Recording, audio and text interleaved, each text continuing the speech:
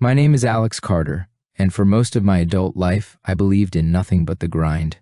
Not God, not heaven, not purpose, just the grind.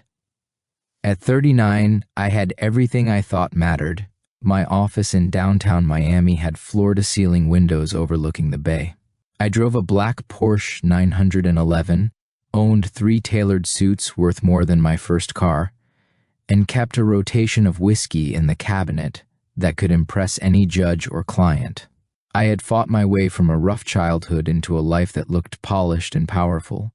I was the man people envied and feared in the courtroom, a closer, a strategist, a shark with a grin, but behind the tinted windows, behind the glossy business cards and leather chairs, I was empty. My days were a blur of depositions, negotiations, and ruthless courtroom victories. At night, I'd go home to a penthouse that echoed with silence. I'd pour myself a drink, scroll mindlessly through social media, and try to drown the gnawing sense that something, everything, was off. I wasn't married, I didn't have kids, I didn't have anyone, really. I had walked away from the only woman who ever loved me because she wanted something deeper. I mocked her for it. She said I'd eventually hit a wall. I laughed in her face. The truth was, I had already hit the wall. I just didn't admit it. I used to believe I was escaping my past. That's what I told myself. I was the kid who'd made it out. My father left when I was 10. My mom tried to hold it together, a devout Catholic who spent every Sunday in the front pew of our tiny church, praying for strength. She prayed for me too, always for me. I hated that church. I hated the silence, the incense, the looks from the congregation when my clothes weren't good enough, or when I slouched next to her like I'd rather be anywhere else. I stopped going the day I turned 16. She never forced me, but I could see it broke her heart. When she died at 55 from a stroke, I barely cried. I gave a respectable eulogy. I wore the darkest Armani suit I owned and stared blankly at the stained glass windows above her casket, waiting for the priest to shut up. I had no room for God, no interest in fairy tales. She was gone, and that was that. I believed in logic, law, power, control, and yet something haunted me. It wasn't guilt, it was something worse. Hollowness. I remember one particular night more vividly than the rest. I had just won a brutal case, one of those where you make your opponent bleed in public and still walk out smiling. Everyone congratulated me. Even the judge gave me a nod. That evening, I celebrated with some high-profile clients at a rooftop lounge, flashing smiles, clinking glasses, pretending I was alive. I went home alone, of course. I took off my tie, stared into the mirror, and said out loud, "You won again, Alex." But my reflection didn't smile back. My reflection looked tired, older, like something was slowly rotting beneath the surface. I didn't know then that the walls were already cracking, that my chase after status and wealth had become a race against a void I couldn't name. It was around that time I started having the dreams. They weren't terrifying, just strange. I'd be walking down a long hallway, all white walls, sterile like a hospital. Sometimes I'd hear footsteps behind me. Sometimes I'd hear whispers. Once, I saw my mother. She was sitting in that old wooden pew from our church, looking straight ahead. She never looked at me. I began waking up drenched in sweat, heart pounding. At first, I dismissed it. Stress, I told myself. Just stress. I started working out more, meditating. I even downloaded a mindfulness app that cost me a small fortune in monthly fees and promised enlightenment in 21 days. It didn't work. Nothing worked. The final crack came one Saturday. It was a perfect Miami afternoon. Blue skies, breeze in the palms, the kind of day you wish you could bottle. I decided to take my bike for a ride down the coast. Not a bicycle, my Harley. Matte black, chrome details. It was my escape, my therapy. When I rode, I didn't think, I didn't feel, I just moved. I remember the sun, the hum of the engine, the sharp turns and the open road. I remember smiling, for real, for the first time in a long time. Then everything went black. I didn't see the SUV coming out of that side street. I didn't have time to react. I heard metal scream. I felt my body lift, then slam. Hard. like the world hit pause and pressed fast forward at the same time. When I opened my eyes, I wasn't in pain. That's the part I can't explain. I was lying on the pavement, my body twisted in a way that didn't make sense, and yet there was no pain, no sound either, just a deep, unnerving quiet. I looked around, no sirens, no voices. The streets were frozen. I could see people in the distance, but they didn't move. And then I saw myself, lying motionless in the street, blood pooling near my temple. My leg bent at a grotesque angle. I should have panicked. I didn't. I stood, though it didn't feel like standing, and looked down at the body that was supposed to be me. I thought maybe I was dreaming. Maybe this was some kind of trauma-induced hallucination. I waited to wake up, but I didn't. Instead, I felt something behind me, not a presence, a pull, like gravity, but upward. I turned, and in the distance, beyond the buildings, the palm trees, the skyline, there was a light. Not the sun, not any light I'd ever seen. It shimmered like liquid gold, but it didn't hurt my eyes. It pulsed, it breathed, and it wanted me. I didn't run, I didn't resist, I just moved. As I drew closer, I realized I wasn't afraid.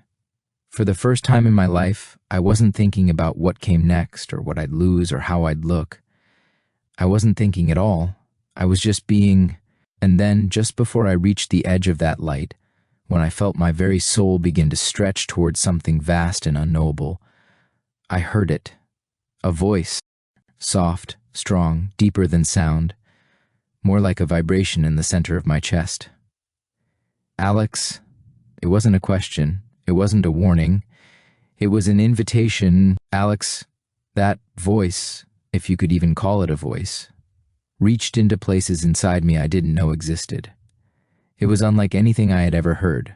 No accent, no gender, no tone I could describe, just presence. And when it said my name, I felt known. Not identified, known. Like someone had cracked open my soul and read every page. I turned toward the sound, or the pull, and realized the light ahead wasn't just a light, it was alive. It pulsed, breathed, moved like it had intention. And somehow, it felt familiar. Not in a visual way, but like the smell of your childhood home or the feeling of holding someone who once loved you without condition. It felt like memory and longing and warmth all at once. I moved closer. I didn't walk. I didn't float. I didn't think.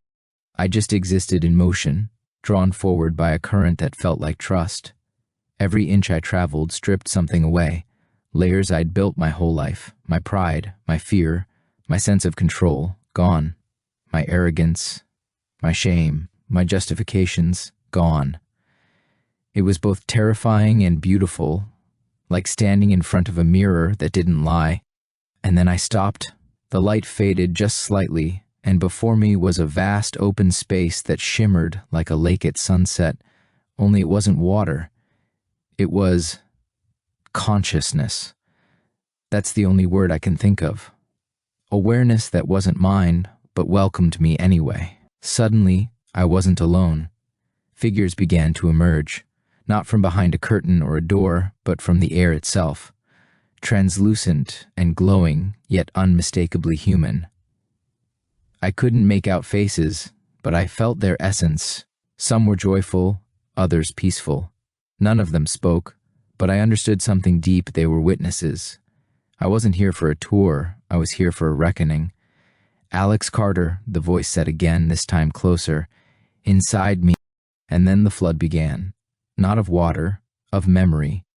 In an instant, my life unraveled in front of me, not chronologically, but experientially. Every emotion I'd ever caused in another person echoed through me. Every careless word I'd spoken to a stranger. Every time I'd ignored a cry for help, stepped over someone in need, or spoken with venom disguised as charm. Each moment replayed not as scenes, but as feeling. I felt what they felt. It hit me like a wave. A young intern I'd humiliated during a meeting. I could feel her embarrassment, her crushed spirit. I saw her crying in the restroom after. The client I defended, who I knew was guilty, but I helped him manipulate the system because the money was too good to resist. His victim's silent rage burned through me. I wanted to run. There was nowhere to go. It wasn't judgment. It was truth, raw, unfiltered, unbearable. And then I saw my mother.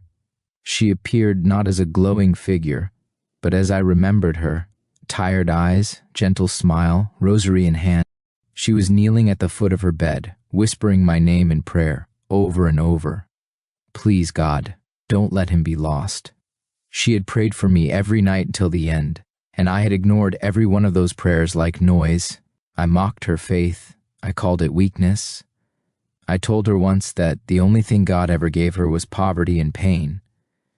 I saw the wound in her eyes that night, and I never said I was sorry. Now I felt that wound inside me. Deep, lingering, I fell to my knees. Or I would have, if knees were even a thing in this place. I just knew I couldn't stand under the weight of what I was seeing, what I was remembering. Why am I seeing this? I asked, not aloud, but from that place inside me that had nowhere else to hide. The voice answered, to show you who you became and who you were meant to be. Those words shattered me. I thought I had lived boldly. I thought I was a man of power, intelligence, success. But what I saw was someone who had built a fortress around a wounded child and called it strength. I had chased success because I didn't believe I was worth love. And every victory, every conquest, every suit, every bottle of whiskey, every sharp word in the courtroom, it had all been armor. Was I too far gone, I asked, not from guilt, but from the aching realization that I had wasted so much. Again, no audible reply, but I felt it. No one is too far. Suddenly, the space around me shifted. The light condensed, pulling tighter into something more focused, like a doorway. Beyond it, I felt something bigger, deeper, more alive than anything I'd known. It was the source of the voice, of the light, of everything. But I wasn't ready, not yet, because something inside me still clung to the old lies. You're not good enough. You're a fraud. You can't be loved like that. And then I heard it again, so faint I almost missed it. A melody, simple, familiar. It was a lullaby, one I hadn't heard since childhood. My mother used to hum it when I couldn't sleep. I didn't even know I remembered it, but now it came rushing back like a river breaking a dam. It wasn't just a song, it was an anchor. And suddenly, I was weeping, not from sadness, but from release. The fracture inside me, the one I'd tried to fill with money and sex and ego and performance, finally split open. I wasn't holding myself together anymore. I didn't need to be Alex Carter, Esquire, the closer. I didn't need to be impressive. I didn't need to be defended. I just needed to be real. And for the first time in my life, I looked up, or what felt like up, and whispered, I want to go further. The doorway pulsed, but before I could step through, the voice spoke again. First, you must see. See what? I asked. The space darkened, and in that moment, I understood. I was about to be shown something far more difficult than my past.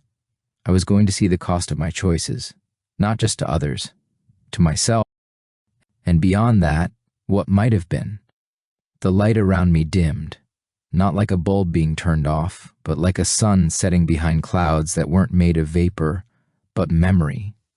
Everything slowed. The shimmer of warmth, the peace that had held me, faded. In its place came a chill. Not the kind that makes your skin shiver, but the kind that makes your soul brace itself. And then I saw them. Mirrors, dozens of them, maybe hundreds, floating in every direction. No walls, no ceiling, just infinite space filled with reflections. But they didn't reflect me. Not my face, not my body. They reflected versions of me. Possible versions. Alternate paths. Choices never made. Doors never opened. Each mirror shimmered with a life I could have lived. In one, I saw myself standing behind a pulpit, preaching to a small congregation in some forgotten town. I looked humble, peaceful. In another, I was a teacher in a rundown city school, helping a kid I saw myself as a husband, a father, cradling a newborn in a quiet hospital room, a coach, a volunteer, a friend. None of these versions were rich. None wore tailored suits. None had polished smiles or drove sports cars. But every single one of them had something I had never truly tasted: peace. I wanted to look away, but I couldn't. My eyes were fixed. My soul anchored to each vision like it was begging to breathe. "You were created for love," the voice said again, "but you chose fear." I wanted to argue. I wanted to say I had no choice, that I had grown up fighting, scraping, surviving, that no one gave me anything, that my ambition was my salvation. But the mirrors told the truth. I had been offered chances, more than I remembered.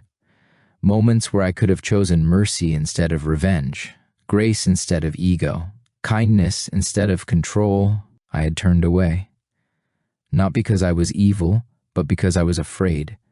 Afraid that if I stopped striving, I'd disappear. Afraid that if I opened my heart, I'd be crushed.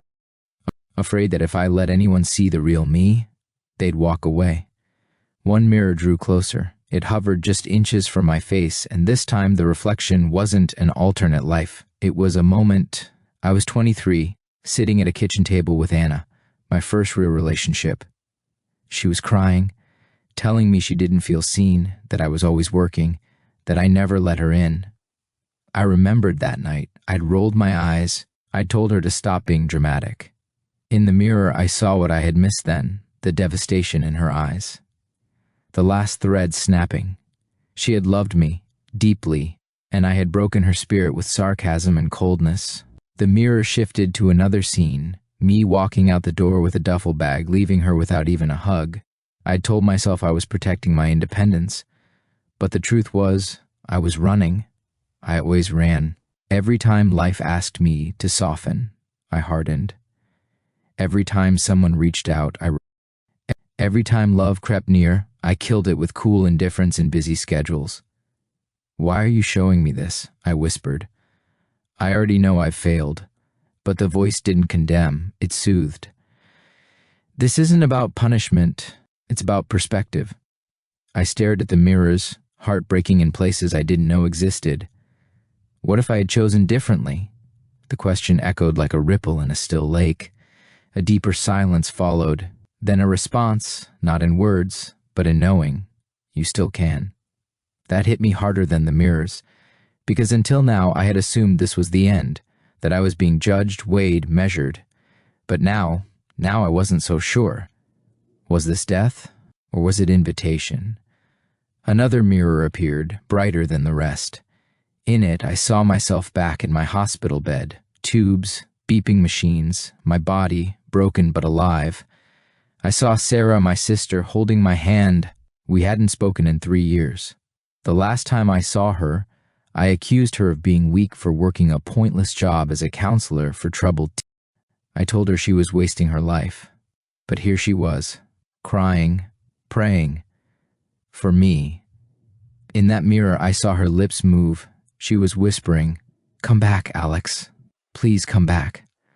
Tears streamed down my face. "I don't deserve her," I said aloud. "No," the voice said. "But love isn't earned, it's received." I fell silent. There's a breaking point in every soul, a moment where you're cracked open so deeply, so completely that nothing can survive but truth. I had reached mine, and what I saw in the shards of my ego, in the ruins of my ambition, in the fractured mirrors of possibility, was grace. Not earned, not explained, just offered. I looked around at the other reflections one last time. They began to fade slowly, like morning fog. "What now?" I asked. There was a pause. Then came the answer. "Now you see what you never dared to look at, the world without me." The mirrors vanished completely. The last shimmer of light dimmed. And then came the dark. The light was gone. Not dim, not distant, gone. The space around me wasn't just dark, it was void, a blackness so complete I couldn't tell if my eyes were open or closed. There was no sense of up or down, forward or back. I didn't feel weightless. I felt unanchored. There was no sound, no wind, no warmth, just absence. At first, I told myself this was temporary, a transition, maybe even a test. I waited for the voice to return, for the light to reach for me again. It didn't. Minutes passed, or maybe centuries. Time doesn't make sense in a place like that. Every moment felt infinite, like I was being stretched across silence. Then I heard it, a whisper, not from outside, but within, a murmur so faint I wasn't sure it was real. "You don't belong here." But another voice followed, cold, guttural, accusing. "But you chose this." Suddenly, the silence fractured. I began to hear more whispers, layered, echoing, colliding, some familiar, some not, all of them carrying weight, regret, bitterness, Then figures began to emerge, not like the radiant beings I had seen before. These were shadows, vague outlines of people, some hunched, some crawling, some standing still like statues. There were no eyes, no mouths, yet I knew they were looking at me. I could feel it like pressure on my chest. One turned to face me fully, and I froze. It was me, or a version of me. Same height, same posture, but the eyes, if they could be called that, were hollow, void of light. This Alex was weathered, drained, and his mouth opened with no sound, only a feeling. We built this. Suddenly I understood. This was not hell in the way I had imagined as a child. No pitchforks, no fire, no demons. This was worse. This was what it looked like when you lived your entire life without God and then died that way. It was separation, complete and final. A place where the presence of love had been withdrawn, not out of cruelty, but because it had been rejected so consistently, so arrogantly, that what was left was the echo of every decision to shut it out. This wasn't punishment. It was consequence. Each shadow I saw now began to represent someone, some soul who had clung so tightly to pride, to fear, to control, that they had slowly pushed the light away until nothing remained but the echo of themselves. And it hit me like a punch to the gut. I had been one of them. Maybe not entirely, maybe not eternally. But I had walked that road, smiled while walking it, mocked those who hadn't. I hadn't just doubted God, I had dismissed him. I had lived as if I were God, untouchable, unmovable, unaccountable. Now I stood surrounded by those who had done the same. One shadow shuffled toward me.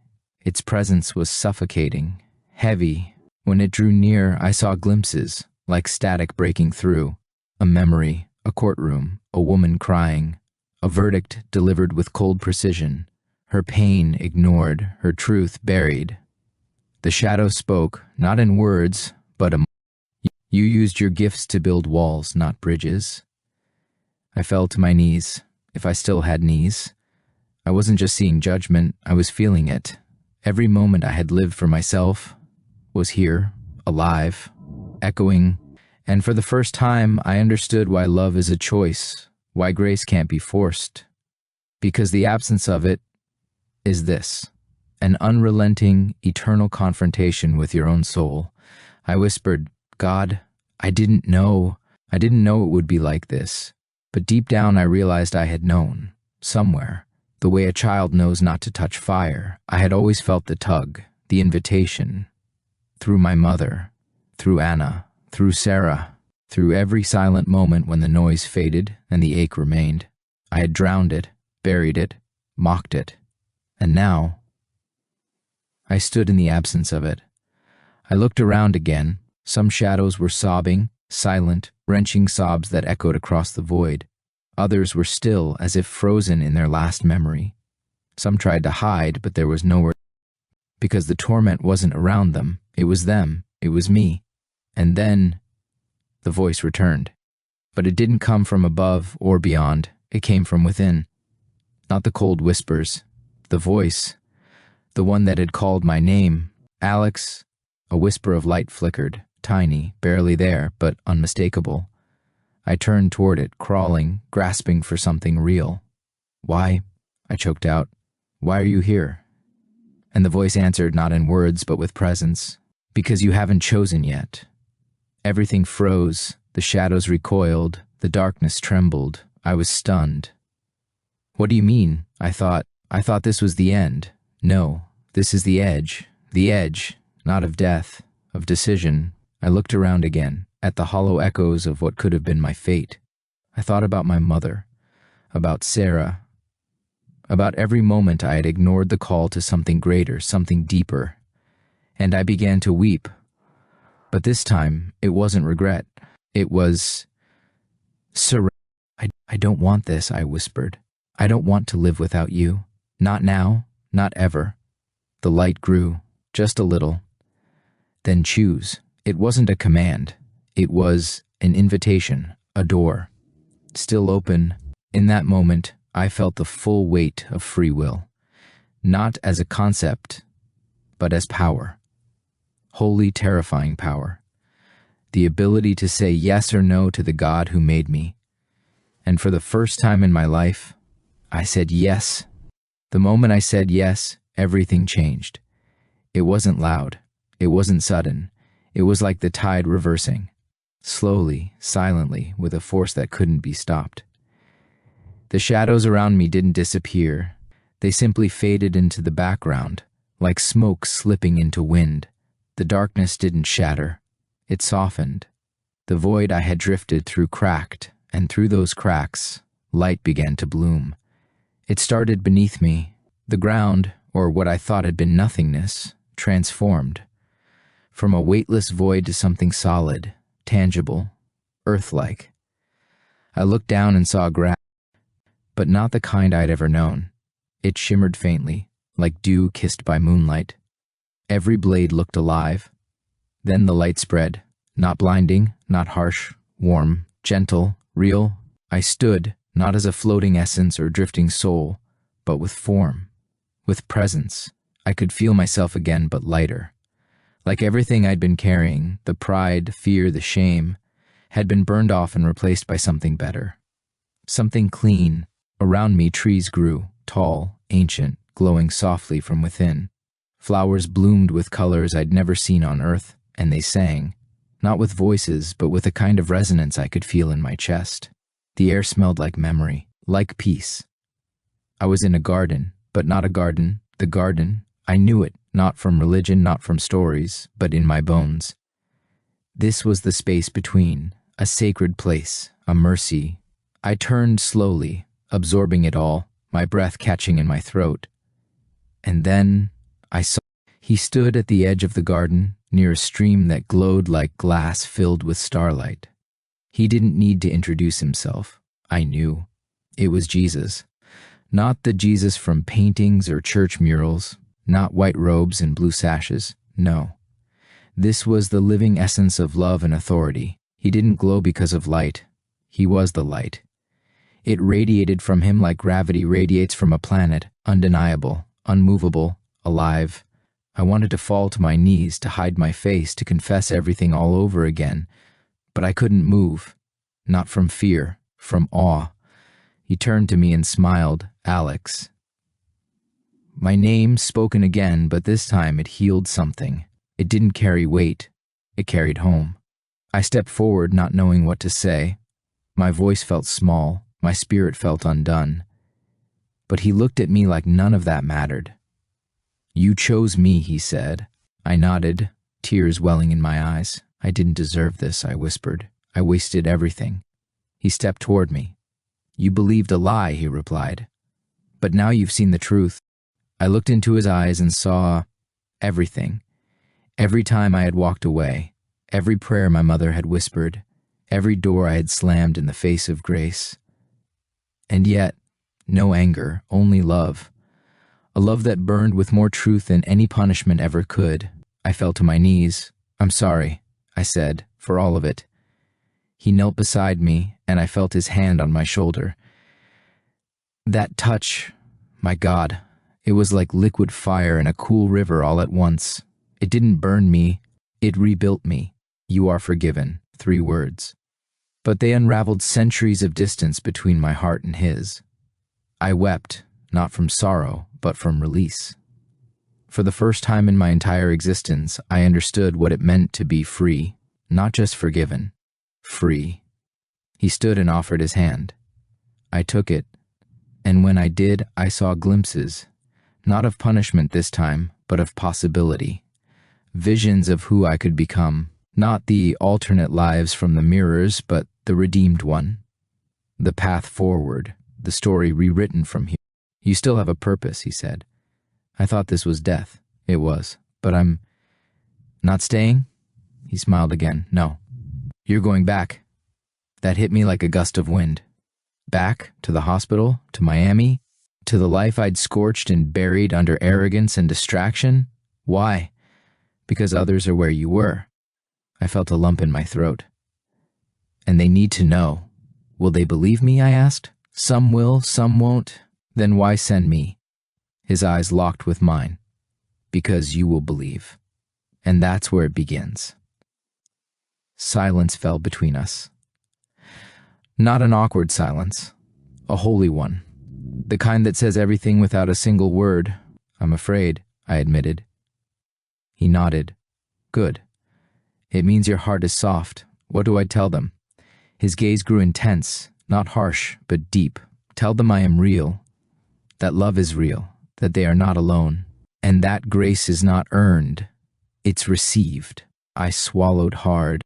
I felt the garden fading at the edges, like a dream slipping toward morning. Will I remember all this? I asked. He placed his hand over my heart. You won't remember everything with your mind, but your soul will never forget. The stream beside us began to ripple, glowing brighter. The trees shimmered, the flowers sang louder, and the light grew fierce, not painful, but pure. It was time. He stepped back. Go, Alex. And I did. I stepped into the light, and the garden fell away. When the light released me, I fell. Not physically, not with impact. More like dropping through layers of silence, memory, and soul, until suddenly everything was noise again. Beeping, voices, pressure on my chest. I gasped. The first breath was a war, like drowning and resurfacing after being held under for hours. My lungs burned, my throat was raw, and my body screamed in places I didn't even know had nerves. It wasn't graceful. It wasn't cinematic. It was survival, messy and desperate. But I was alive, eyes fluttering open. I saw light, harsh, sterile, hospital light. The smell of disinfectant filled my nostrils. Monitors beeped beside me. Too fast. A nurse yelled something I couldn't understand. Footsteps pounded across the tile. Then a voice, familiar and trembling. Alex? I turned slightly, barely, and saw her. Sarah, my sister. Tears spilled down her cheeks. Her hand clutched mine like a lifeline, as if she were afraid letting go would break the spell that had brought me back. You're awake, she whispered, voice breaking. Oh my God, Alex, you're awake. I tried to speak, but my throat rejected the idea. Only a faint, croaking sound escaped. My body felt like it had been through war, and in many ways, it had. Doctors rushed in. Lights flashed in my eyes. Questions flew over my head. My body was responding, but my mind was still tethered to something more sacred, something deeper. I blinked through the chaos, heart pounding not from fear, but from memory. I had seen Jesus. I had stood in the garden. I had said yes. And now I was here, alive. The days that followed were a blur of recovery and wonder. The doctors couldn't explain it. I had sustained severe head trauma, internal bleeding, a shattered collarbone. They said I was minutes from death when the ambulance arrived. They had called Sarah and told her to prepare for the worst. Then, I came back, breathing on my own, stabilizing faster than expected. Within 48 hours, I was sitting up in bed, speaking in full sentences. I remembered everything, every case I had won, every bar I had frequented, every name, face, and failure. But more than that, I remembered him, not just visually, spiritually. His presence was still with me, quiet but constant, like a fire that had been lit in the deepest part of me, burning with steady light. Sarah never left my side. One night, When the hospital grew quiet and the monitors buzzed low, she asked the question I had been waiting for. "Alex, what happened?" I turned toward her, still stiff, still aching, but fully present. "I died," I said. She froze. "I died. And I met him." "Who?" I didn't blink. "Jesus." Her eyes filled again, but not with the same tears as before. These were different. Tears that carried memory, hope, longing. "You saw him?" she whispered. I nodded slowly. I didn't believe in anything, I admitted. Not God, not grace, not purpose.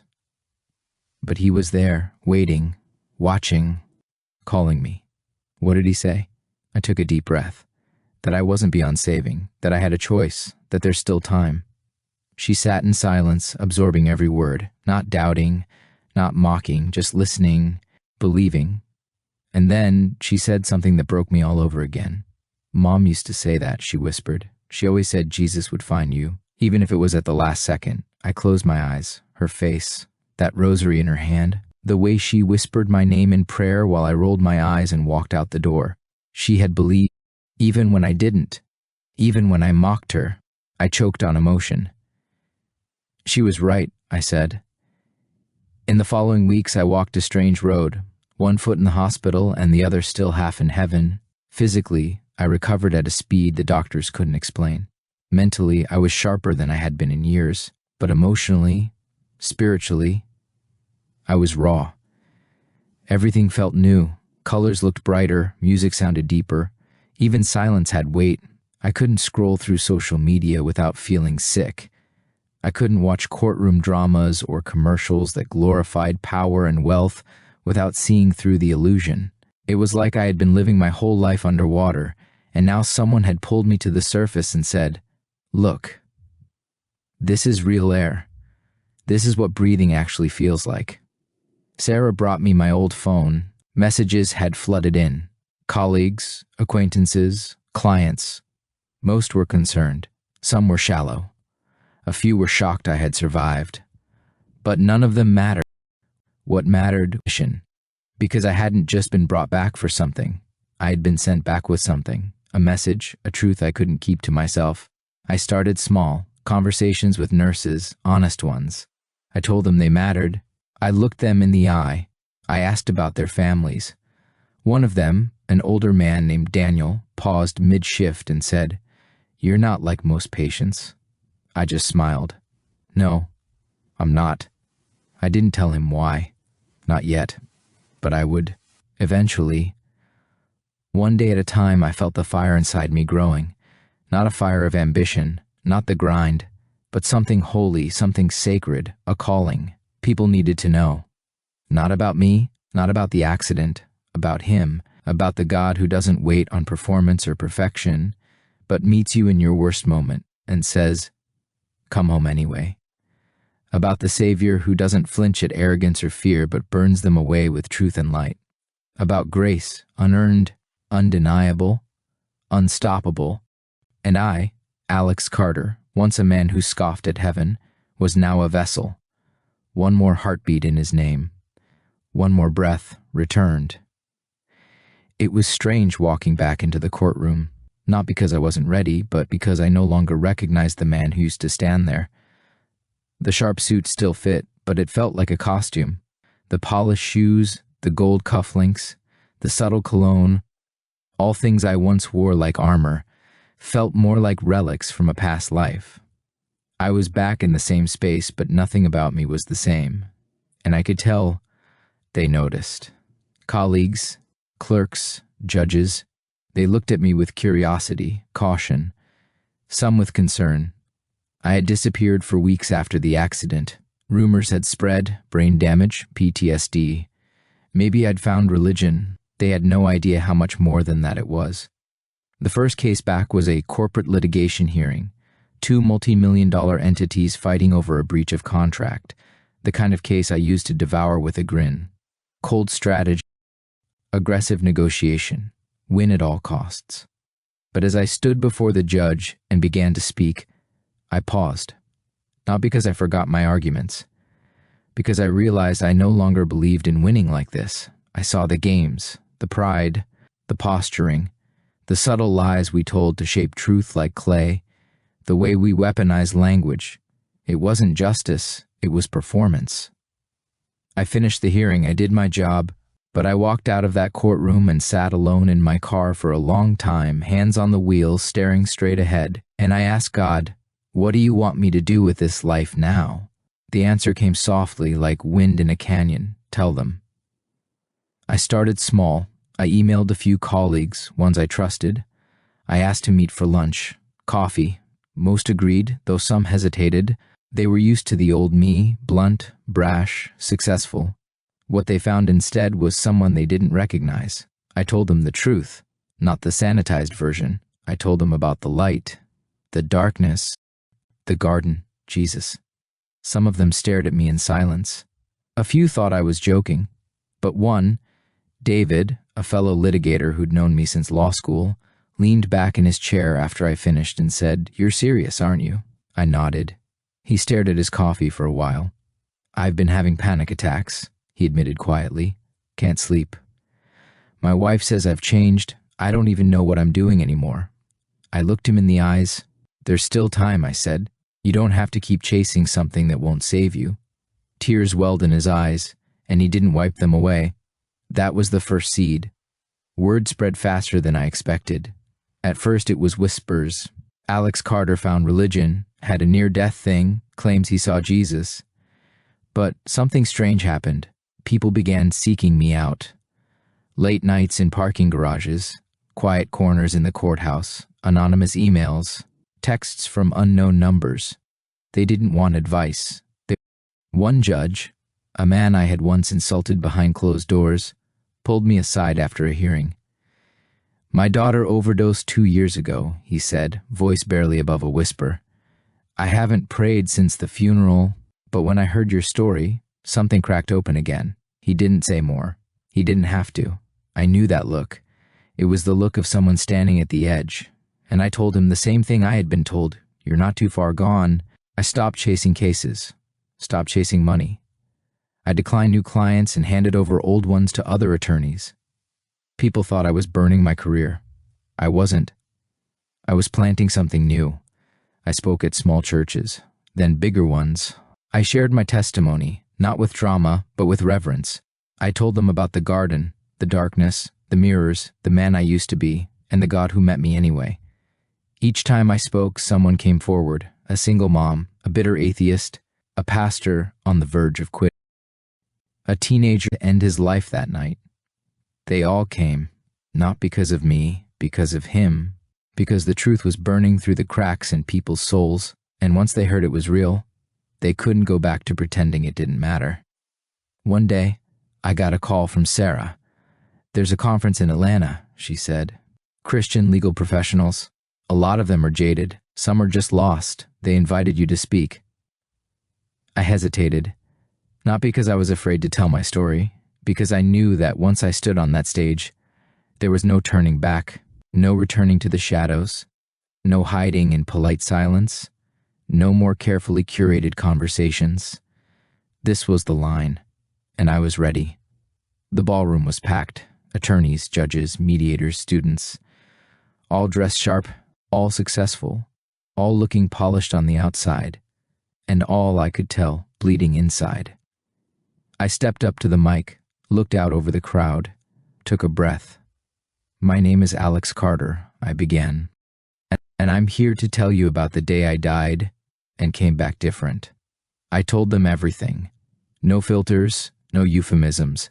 I told them about the accident, the out-of-body moment, the darkness, the shadows, the voice. I told them about Jesus. The room was dead silent. You could hear breaths catch. I didn't try to persuade.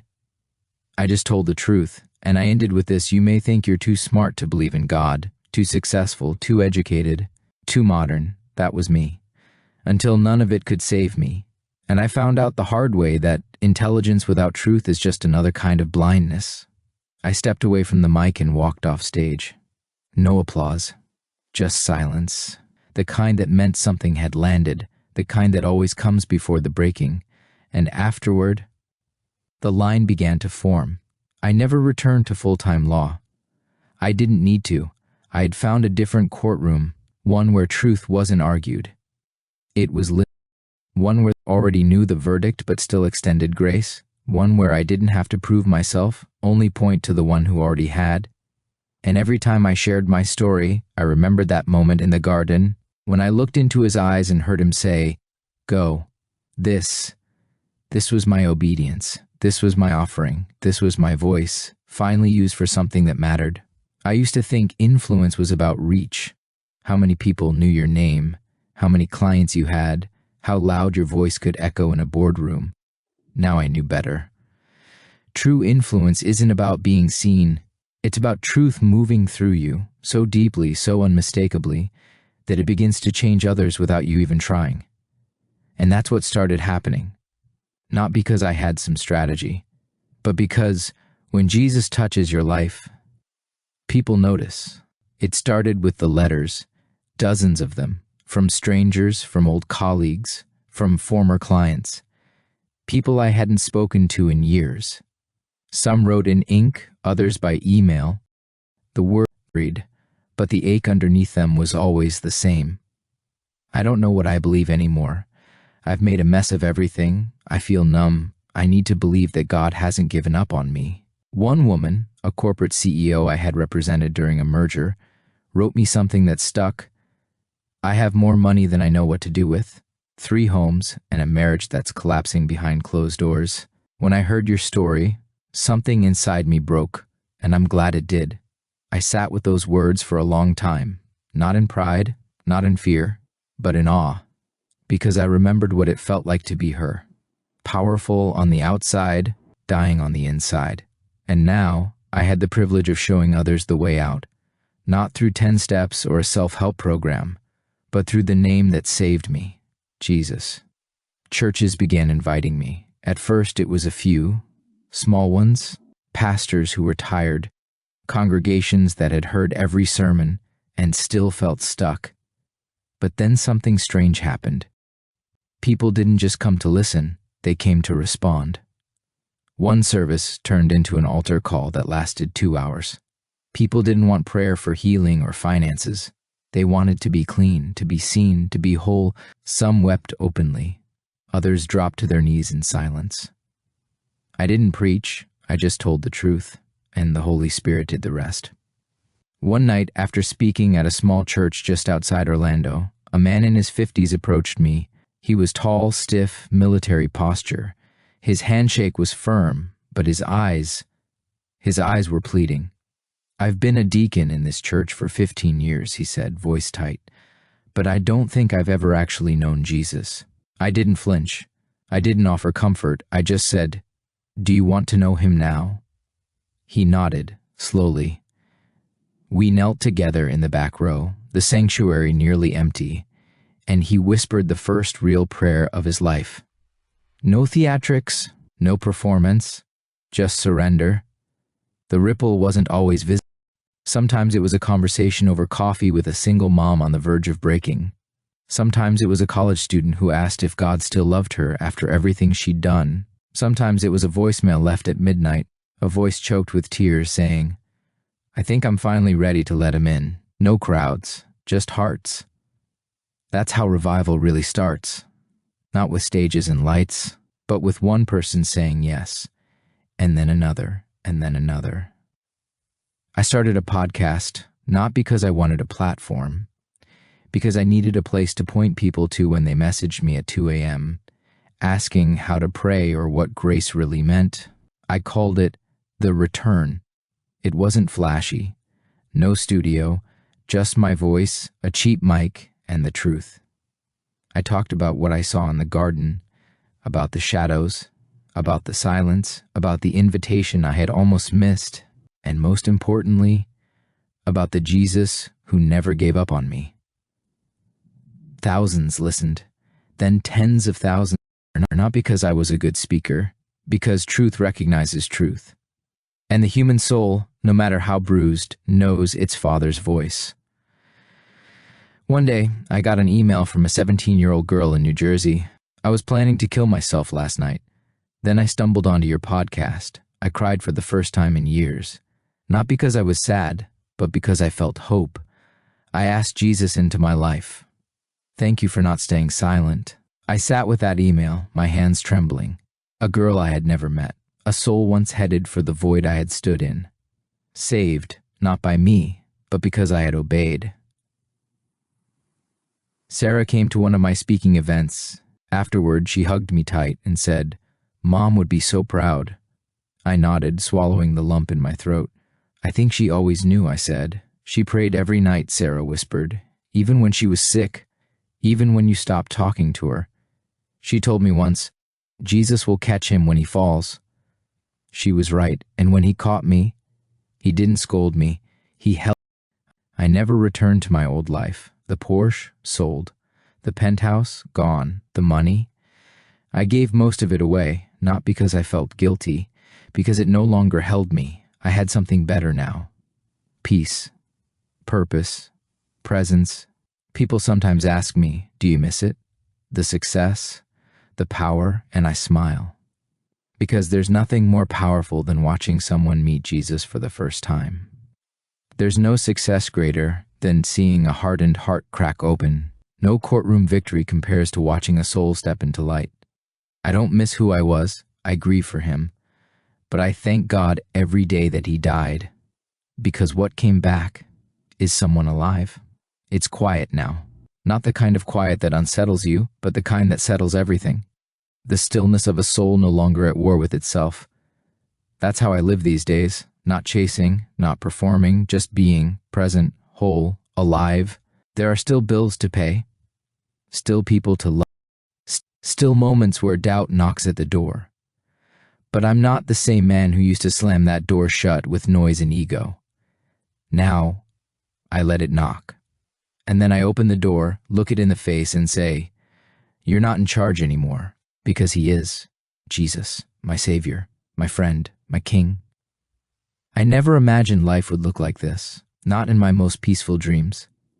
I speak now more than I sleep some weeks. Churches, colleges, prisons, recovery centers, law firms. Some places invite me to talk about transformation, others about God. Some don't care what I talk about. They just want to know how a man like me could die and come back different. I tell them the same story every time, not because I've memorized it, but because I live it. It's in my breath, in the way I look at people, in the way I pause now instead of pushing, in the way I pray without shame, without poetry, just truth. Recently, I stood in the courtroom where I had won my biggest case. Years ago, that day had felt like I remember walking out of those double doors like I owned the city. Now standing in the same space, all I could think was, I almost missed it, almost missed love, almost missed eternity, almost missed him. But I didn't, and because of that, I will never stop telling people that it's not too late, that no matter how far they've gone, how high the walls are, how long they've pretended, they're one breath away from home, one honest moment from the arms of the Father. I keep a photo of my mom on my desk now. She's smiling, soft, tired, holy. When things get hard, I look at her and whisper, "He caught me." I think she hears it. I think she always believed she would. The night before I finished writing this, I received a message from a young man named Jamal. He had been in prison for 10 years, grew up fatherless, hardened, angry. He found my podcast through a chaplain and listened every week. His message was simple. I met him too. I was in my cell, knees to the concrete, and he met me. I asked Jesus into my life. I still have time, don't I? I wrote back without hesitation, "Yes, Jamal. You have more than time. You have purpose. And now, I'm speaking to you. Yes, you, the one reading these words right now. I don't know your story. I don't know your pain. I don't know how many people you've hurt, or how many people have hurt you. I don't know how long you've run, or how tired you are. But I know this, Jesus is real. He's not religion. He's not performance. He's not a system or a building. He's presence. He's truth. He's grace so raw, so deep, so fierce that it will unravel every chain you've ever wrapped around your heart if you let him in. I was a liar, a user, a coward, a man with blood on his hands and ice in his veins. But he didn't flinch when he saw me. He called me. And now I call you. This isn't a sermon. It's an invitation to come back, to stop hiding, to fall into the arms of the one who knew you before you ever took your first breath. There is no shadow too dark for him, no shame too heavy, no heart too far gone. I'm not telling you this because I was trained to preach. I'm telling you this because I died. And when I opened my eyes again, I had seen love himself. So if you're ready, right now, right here, pray. Don't wait. Don't analyze. Just pray.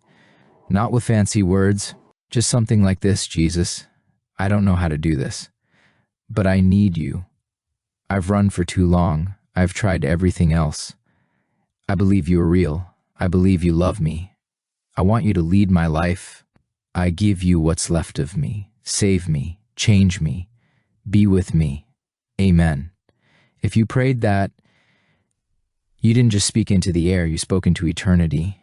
And eternity is already responding. This is not the end. This is the beginning of a life that no courtroom, no paycheck, no applause can ever match. I'm Alex Carter. I was dead. But now, I am alive, and so are you.